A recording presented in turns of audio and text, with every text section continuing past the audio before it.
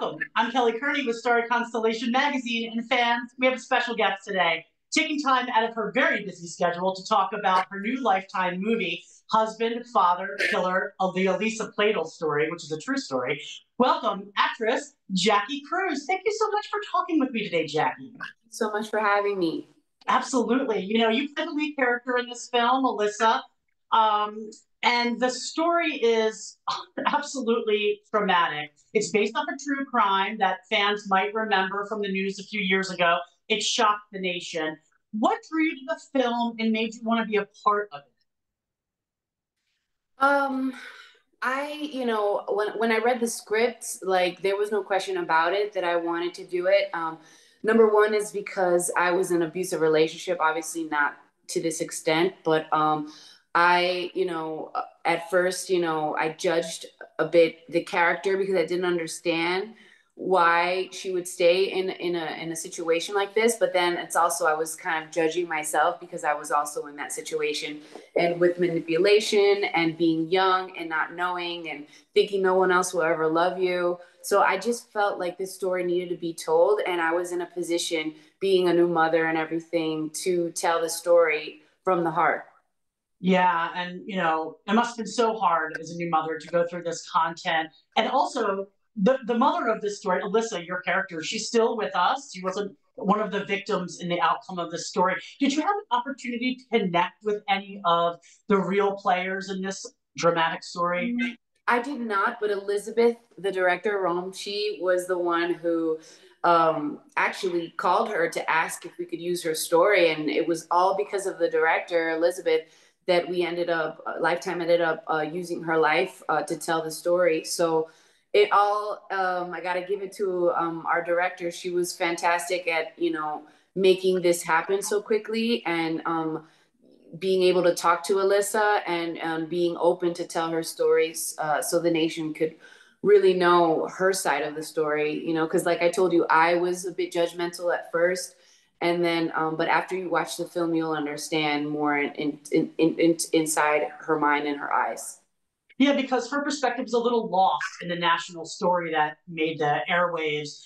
She's obviously mentioned, but she's not the main point of the sort of, coverage, the crime coverage. So it was nice to see what she went through and how she responded to all of this and all the heartache that she went through. You also built this volatile relationship on screen with character Steven, played by your co-star Matthew McCall. That must have been kind of a complex situation to work out, the two of you. What was that experience like, bringing those characters to life? It was scary, he has such a strong face already. He doesn't have to do much to be scared, to be scared of him, actually, because he just has like this jawline and these eyes that, when you look at him, they could be a bit terrifying. So, Yeah. it wasn't that hard to get into character with Matthew, and he was really open to, we improved a lot of the really hard scenes when, I don't know if you watched the film, but when we get a little bit I did. physical, that was improv. That the Oh, director just said, "Hey, you know what? This is what would happen if this was happening to me. What would you do if this happened to you?" And I'm like, "I'd kill him," And then so practically, which was kind of fascinating that we got to explore and do that on camera. So Matthew was really open, and he's like, "Do what you got to do," and I'm here. And he was very protective of me and the character as well. yeah, that must have felt really bringing those two characters together, especially in that scene when you guys are kind of fighting.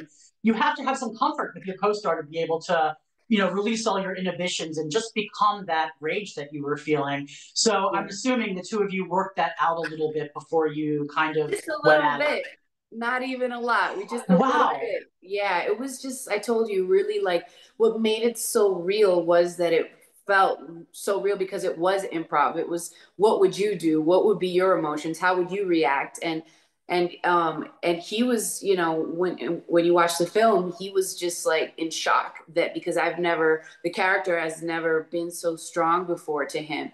So he was also in shock that she's reacting this way. And so yeah, it was just a beautiful scene, and also very heartbreaking, and putting myself in that position. Just, you know, I have a daughter, and just thinking that anything terrible happening to her, I would definitely, I don't want to be in that position, because I lost myself in that scene, and eternally. And the director was right there with me. If you could have the camera on her, she was feeling the same thing I was. So it was really beautiful to work with such a beautiful director who gave her heart and soul to this film. And she believed in me, and she put me in a position where I didn't even know I could do those things. So I'm very grateful. And that's what when the director makes you feel so comfortable to just be able to release that, you get the best performances. Absolutely. What was the most challenging scene for you to film? Obviously, this one was improv, so you really could just go at it. Was that Yeah, the most challenging? honest, that one was challenging. And also the interview was Uh-huh. challenging. When they're asking me like to talk to her, I was so nervous. You know, it was like one of the first scenes we did, and it's like me telling the whole story without even doing the story. So it was just like, how am I gonna get there? And like, just talking to a lens, and it was very frightening. And the director, Elizabeth, she said, you know what, Jackie, this Melissa's never been on TV, so your nerves are definitely true. So Mm-hmm. use that. And to me, that was really hard. Plus, finding out everything that happened over the phone as well, that was really hard. I didn't know how I would react to that. And again, she was open to me doing whatever I had to do to have that feeling, and I felt like dropping on the floor, and that's what I did. Yeah, that was a really emotional scene. I When you mentioned that you felt before you stepped into her role, you felt a little judgy towards Alyssa. I found myself screaming at the screen when I was watching it, like, "You deserve better. She was so young. You deserve better." And I just kept hoping that she would protect herself and see the dangers for her children. But because of maybe her innocence and the abuse and how her mind was sort of formed in this as an adult in this abusive relationship, it was hard for her to see. Why do you think, now that you've stepped inside of her, why do you think it was hard for her to see those red flags until it was too late? Well, like I told you, I was in a position in an abusive relationship. And when someone is telling you that no one else is going to love you, and you're young, and you really believe it, it's because like it's like your first love. It's something that, like, I don't know if you know how it is, your first love. You believe everything they tell you, and then it's like they're your Prince Charming, right, at first. And then, slowly things start peeling like an onion, and then you find out who they really are. And maybe it's their insecurities that project to you, and it's kind of hard to leave that. So yeah, I was judgy that she stayed. I was judgy that she chose him over her child, but also he wouldn't leave her. So she was doing the right thing by giving her up. And then again, leaving her again with him for the second time, I was also very judgy. I was like, why did you do that? But this woman, she's 18 years old. What am I going to do? I try to talk to her. Am I going to continue being in an abusive relationship, and where I'm not comfortable? I can't even be myself. I can't even breathe in the same room as him. So I felt like it was finally her turn to choose herself. And she tried to warn her daughter. And you know she was young. Again, her daughter was young, so she just saw it happening all over again, and it was hard to be in that position. And Alyssa technically was groomed by him. I mean, she was 15, he was 20 when they got together. So first relationships when you're young, all consuming, very hard to kind of find yourself in them and then find your own voice in them when they're being squashed. The more that I watched it, the more I understood why she couldn't find her way out of that situation. And I felt empathy for her by the end of it. I am very grateful that Lifetime chose to tell a story like this, and Elizabeth finding her story, because it's important that when this airs in October, this Saturday. People need to see that things like this happen, and it's abuse, and you're a victim, and it's not your fault, and there is a hotline and you can call, and you are not alone. You feel so alone, in that situation. And when you're a young girl, and you're pretty, and older men just feel like they can tell you what to do, and you believe it because you maybe like the attention. But Yeah. honestly, I'm happy that I was chosen for this film, because it was very therapeutic for me, because I had all these feelings inside that I never released. And it was really helpful, like even in the scene where it was improv, to scream and let go and choose my family, and let go of that person. And it was just really therapeutic. And I'm so grateful, because after this film, like, I feel like I can breathe, and I could like forgive myself as well. Oh, yeah, absolutely. Let's talk a little bit about the adopted parents, Kelly and Anthony, Katie's adopted parents. They faced a similar difficult task. She was an adult, so they wanted to allow her to make her own choices, but ultimately those choices wound up costing Katie her life and Anthony his life. Was there a moment making this film that you thought, that's the point Katie could have been saved, but there was a missed connection there that didn't allow it? Yeah, I mean, she was finally understanding that what she did was wrong, because she had to go to jail. Her father finally got into her head, listen, like, I I didn't want to lose you, but sometimes people make mistakes, and it's okay, you can come out of it.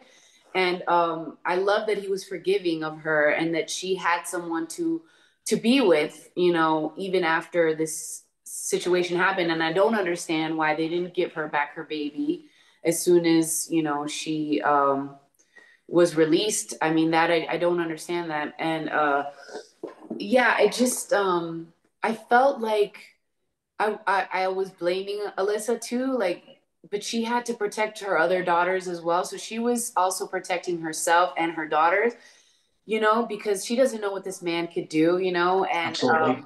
so it was a really tough position for her, and she didn't know this was going to go on. Like, this is crazy what happened, Yeah. So I don't want to tell too much of the story, but I don't think Alyssa would think all these things. I know that she'd know she'd be in danger because of violence or whatever, but I didn't think Hmm.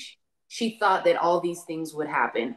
And when I spoke to Elizabeth, I'm like, why would he do such a thing? I like, she's been, like, thinking about it in her head. She's like, I don't know. Maybe he thought that on the other side, death, that they would be together. I don't know. Like, it's just something, he was mentally sick. And Yeah. and she was just a victim, and so was Katie. And it's just really hard to blame them, so Yeah. because he was sick in his head, and he made them believe all these things about themselves. And he also put Alyssa against Katie, like, oh, she wanted to keep drinking and hang out with her friends, and she Yeah. never confronted her with that, so she didn't even know she had that information. So slowly but surely she was starting to hate Alyssa, so she didn't go to her when this happened. She broke her world, so she didn't want anything to do with Alyssa. So That that's was a why I tough thought scene. I that kept, go talking ahead. to her through a Yeah. lens was the only way she could. I kept wanting her to have a realization that she was being lied to by him about her biological mother, so she could have some, perspective about him. But he Well, was she was just all living her life. consuming. She was Yeah, living her life. You saw it all over again. He was yeah, hurting the baby. He was like, his new baby. He was hurting the baby. She was crying. She knew he was abused. He's like, get off me. I don't want him to be a mama's boy. So she knew. She knew that everything that Alyssa said, when she's like, you don't know him. She's like, well, yeah, that's your side of the story. So, but she got to witness that. And sometimes, like, you can tell someone this is wrong. My mother has mentioned, this person is not good for you. Do not let them in. But mom, I love him. There is nothing your mother can tell you that will stop you from being with the person you love. Because I yeah, did that, So it's like my mother almost, she's like, I'll kill him. Like, I've been there. Like, I remember this. And so it's like, I can't blame Alyssa. Like, Katie made those choices, but but again, she's a victim and she was manipulated, and it was all abuse, mental Yeah, abuse. they both were manipulated. They're both victims of abuse, and I think that point was really driven home in the story, which I think is an important point for viewers to hold on to instead of judging the situation. Maybe even putting yourself in that situation when you were 15, if you were groomed by this man, and what would you do? I think those are really important points. Your character, your performance, you sobbed for the majority of this film. And honestly, who wouldn't? The content is just so shocking and horrific. Especially what happened to Katie, and then by extension, what happened to Alyssa because of what happened to Katie. Um, Given the subject matter of this, what kind of support did you receive from director Elizabeth Rome? I know you spoke a little bit about that, but how did you two build a connection to be able to get through this together? Elizabeth Rome, if you're listening to me, there is no other director I would ever choose. Like this woman, she would just tell me to do things that I'm telling you that I wouldn't even expect that she'd think that I could do, but she knew it. She's like, I already knew you could do that. So this, I wouldn't be asking you to do this if I didn't think you could. So she just came at me, and we changed a lot of things throughout the film. And I told you, she directed with her heart, and so she was crying like most of like the time that I was crying. So it was just like, even when I had an interview with her earlier, just looking at her, you get so connected by, telling a story like this.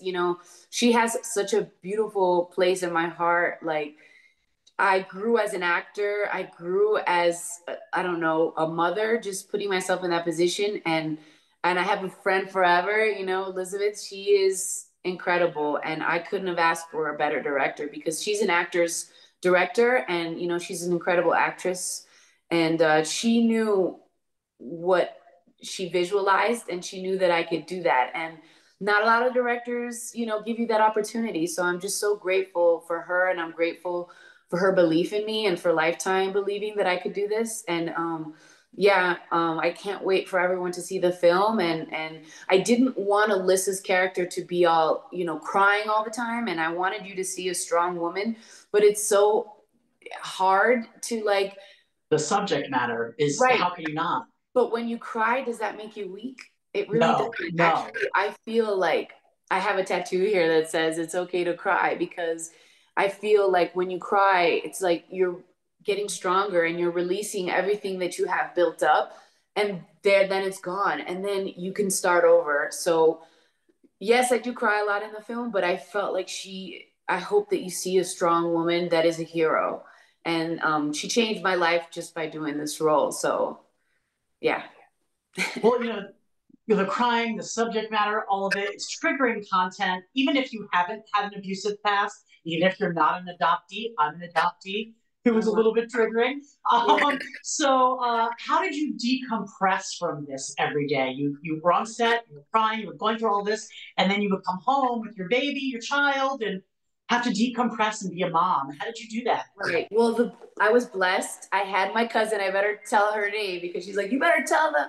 Lakin and DeSantis. She's my cousin, my beautiful little Italian cousin, who I knew that I needed to be there 100%, and I really couldn't come home with all those feelings to those babies because I didn't want to project.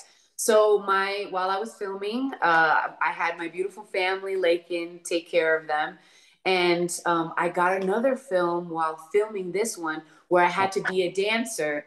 And so after work, I would drive almost an hour in Vancouver to go downtown, and I would take a 2-hour class of modern ballet, and I would release all those feelings through movement. And it was like actually the most beautiful thing.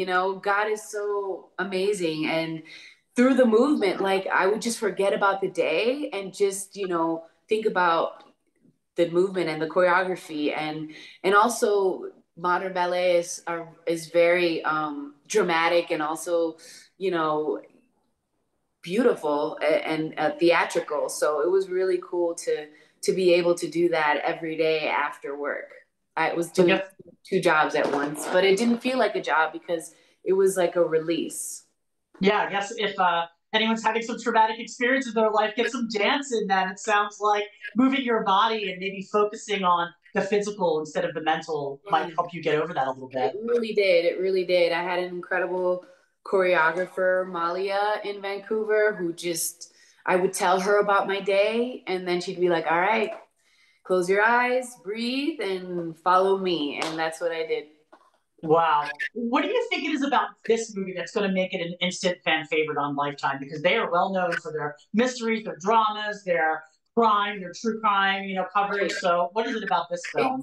It's a beautiful film, and Elizabeth was so, like, the cinematography and everything was just is so stunning. The way she moves away from the father Stephen and Katie, and like you see it from a different angle, and then she moves forward to the relationship with the mother and how she's getting her new relationship, and it's just it's so beautifully shot, and it will touch your heart, and I feel like I didn't see it coming, and when you watch it, like you're not gonna see it coming, and it's gonna catch you. It's gonna, like, you're gonna scream at the TV, you're gonna cry, you're gonna kind of be a little upset the rest of the day, and but also Alyssa Pladl had a beautiful ending. She had her happy ending, and even though it's a terrific, horrific story, at least she smiled at the end and was able to be a better mother to her other two daughters, and they're thriving right now. And I hope Hmm. that Alyssa is happy when she watches the film, and that we told her story correct. And I hope that people get something out of this by knowing that they're not alone. Yeah, I hope so too. I would be remiss if I did not mention fan favorite Orange is the New Black. It's been a few years since we said goodbye to Flocka. Oh, it's a decade. I know it's been for it feels like not that long ago because those characters were so close to our hearts. I mean, they really were. What do you imagine Flocka is doing today? Ah, man. Hopefully she left prison. And I think she opened her own business. She loves makeup and hair. Yeah. I would see her, having a beauty salon and having her friends, work there, and having the time of her life, and being a hustler, and maybe going to Colombia to see her best friend, Maritza. Yeah, I want to ask about that. The cast seems so tight when you were filming that show. And like Floritza fans and show fans, they want to know if you guys still keep in contact, the actresses. Absolutely. I'm in Mexico right now. I have a home there, and she came to visit me in Oaxaca. So we're very close. And yeah, we have some things we're working on ourselves together. Oh, So I mean, I haven't even talked about it, but yeah, we're very close, and we evolved. We were very young when we got the role, so it's been a decade. We've grown. We've been apart, and we've been together, and we've been apart, and now we're together again. And oh, we're, I love like that. I told you, just women who understand Hollywood, who understand each other, and who are going to be there for life. And she is my forever friend.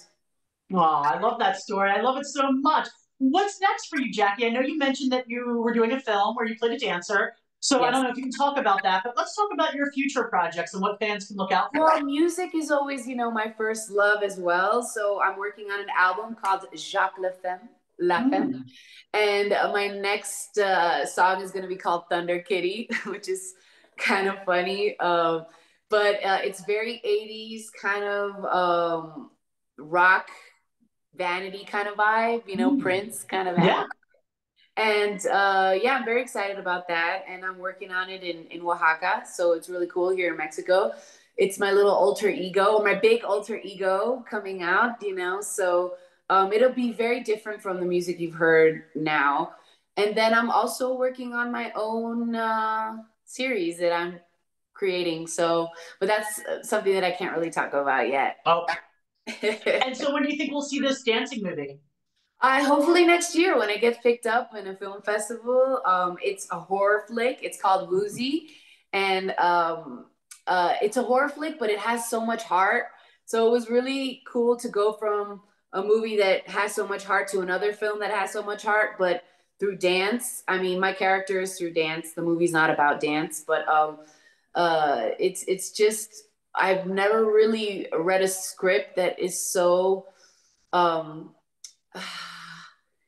I don't know. It's like like when I dream about it, you know, and it's kind of like it's haunting, but a beautiful haunting film. I don't know. It's just it's an indie, and it will also get your heart, and it's about mental health as well, and Oh, how to deal with mental health, and in an also sad, beautiful way.